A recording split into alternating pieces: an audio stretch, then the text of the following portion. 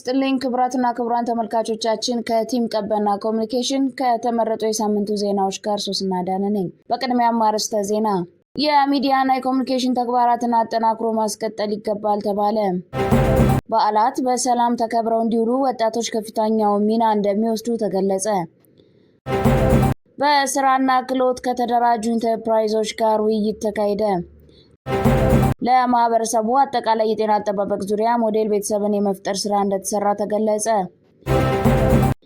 የ11ኛውን የመምህራንና የተማሪዎች ሊግ የዋንጫ እግር ኳስ ጨዋታ ፍጻሜውን አገኘ።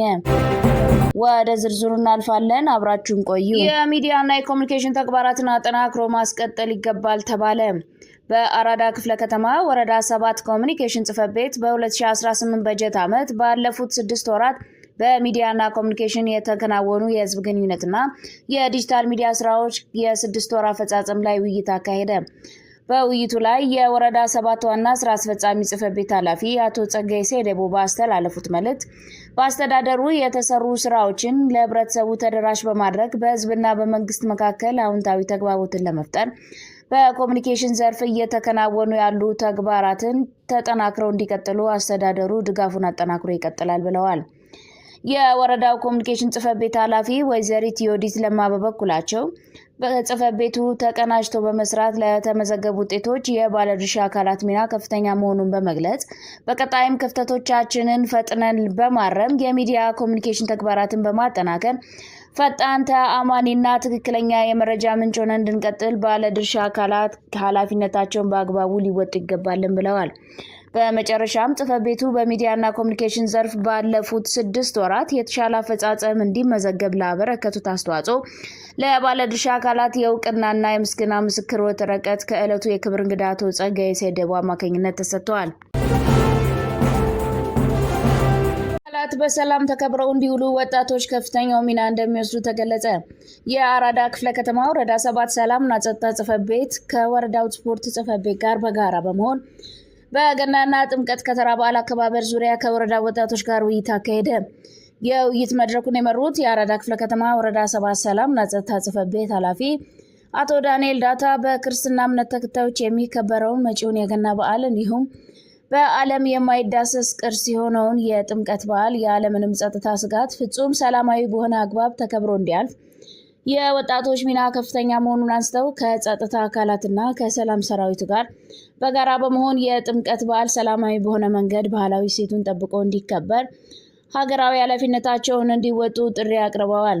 በውይይቱ የጥምቀት በዓል በክርስትና እምነት ተከታዮች ዘንድ ሃይማኖታዊ ትውፊቱን ጠብቆ በደማቅ ስነስርዓት የሚከበር በዓል በመሆኑ ሁሉም ባለድርሻ አካላት በዓሉ በሰላም እንዲጠናቀቅ የበኩሉን ድርሻ እንደሚወጣ መልእክት አስተላልፈዋል። የውይይቱ ተሳታፊ ወጣቶች በበኩላቸው በዓሉ ሃይማኖታዊ ስርዓቱን በጠበቀ መልኩ በሰላም እንዲከበር የድርሻቸውን እንደሚወጡም ገልጸዋል። በስራና ክህሎት ከተደራጁ ኢንተርፕራይዞች ጋር ውይይት ተካሄደ።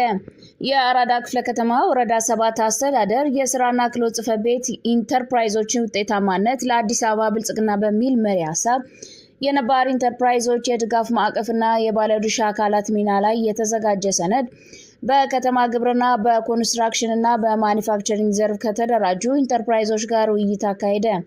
የውይይት መድረኩን የመሩት የወረዳው ምክትል ዋና ስራ አስፈጻሚና የስራና ክህሎት ጽሕፈት ቤት ኃላፊ ወይዘሮ ሐመረ ከበደ ሲሆኑ ኢንተርፕራይዞች የከተማዋን ስትራቴጂካዊ ግቦች ከዳር ለማድረስ በመደበር መንግስት እይታ የዘርፎች ምርታና በመተግበር በዘርፉ የተሰማራችሁ አንቀሳቃሾች ከፍተኛውን የአንበሳ ድርሻ መጫወት ይጠበቅባቸዋል ብለዋል። ውይይቱ ከተነሳው ሀሳቦች መካከልም ኢንተርፕራይዞች በሚያገኙት የፋይናንስ ድጋፍ፣ የመስሪያ ቦታ፣ የገበያ ትስስር ዙሪያና የነባር ኢንተርፕራይዞች የድጋፍ ማዕቀፍና ባለድርሻ አካላት በሚኖራቸው ሚና ላይ ያተኮረ እንደነበርና ውይይቱም ኢንተርፕራይዞች ያሉባቸውን ችግሮች እንደሚቀርፍ ተመላክቷል። ባለድርሻ አካላት ተቋሙና ኢንተርፕራይዞች የራሳቸውን ሚና ለይተው እንዲያውቁና እንዲወጡ ጥቃቅን ኢንተርፕራይዞች ወደ ከፍተኛ ኢንተርፕራይዝ ለማደግ ጥረት በማድረግ እንደሚገባ በማስመዝገብ ለተነሱ ጥያቄዎች ምላሽና ማብራሪያ በመስጠት ተጠናቋል። ማህበረሰቡ አጠቃላይ የጤና አጠባበቅ ዙሪያ ሞዴል ቤተሰብን የመፍጠር ስራ እንደተሰራ ተገለጸ። የአራዳ ክፍለ ከተማ ወረዳ 7 አቧሬ ጤና ጣቢያ የ2018 ዓ.ም የብሎክ ኮሚቴዎች ሞዴል ቤተሰብ እንዲሁም ጥሪ የተደረገላቸው እንግዶች በተገኙበት ለማህበረሰቡ አጠቃላይ የጤና አጠባበቅ ዙሪያ ሞዴል ቤተሰብን የመፍጠር ስራ ላይ ከተሳተፉ አንደኛው ዙር ሞዴል ቤተሰብ ምረቃና እውቅና ፕሮግራም ተካሄደ።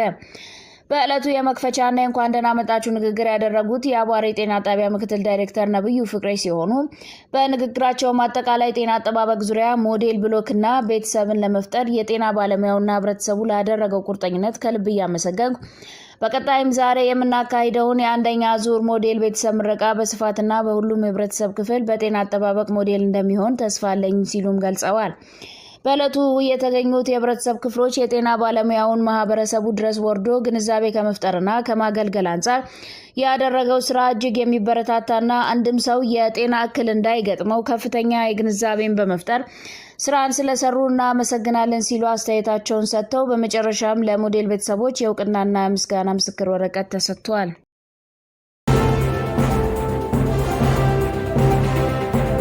የ11ኛውን የመምህራንና የተማሪዎች ሊግ የዋንጫ የእግር ኳስ ጨዋታ ፍጻሜውን አገኘ። በአራዳ ክፍለ ከተማ ወረዳ 7 ትምህርት ጽሕፈት ቤትና የወረዳው ወጣቶችና ስፖርት ጽሕፈት ቤት በጋራ በመሆን የተዘጋጀው 11ኛው የመምህራንና የተማሪዎች ሊግ የዋንጫ የእግር ኳስ ጨዋታ ፍጻሜውን አገኘ። በተካሄደው የወንድ ተማሪዎች የፕሮግራሙ መዝጊያ ጨዋታ ብሔረ ኢትዮጵያ ትምህርት ቤታቸውን አቡነ ገርጊዮስ ጋር ተገናኝቶ 6-1 በሆነ ፍጹም የበላይነት አሸነፈ። ውድድሩ ስፖርታዊ ጨዋነት የታየበት የትማማችነትና ወንድማማችነት በተግባር የተንጸባረቀበት የስፖርቱን ዓላማ ያሳኩ አንጸባራቂ ድሎች የተመዘገቡበት ውድድር እንደነበር የአራዳ ክፍለ ከተማ ወረዳ 7 ትምህርት ጽሕፈት ቤት ኃላፊ ወይዘሮ ሜሮን ጥጋቡ ገልጸዋል። ከዜናዎቹ ጋር አብራችሁን ስለቆያችሁ እናመሰግናለን። በቀጣይ ሳምንት ከሌሎች ከተጠናከሩ ዜናዎች ጋር እስከምንገናኝ ቸርን ሰንብት።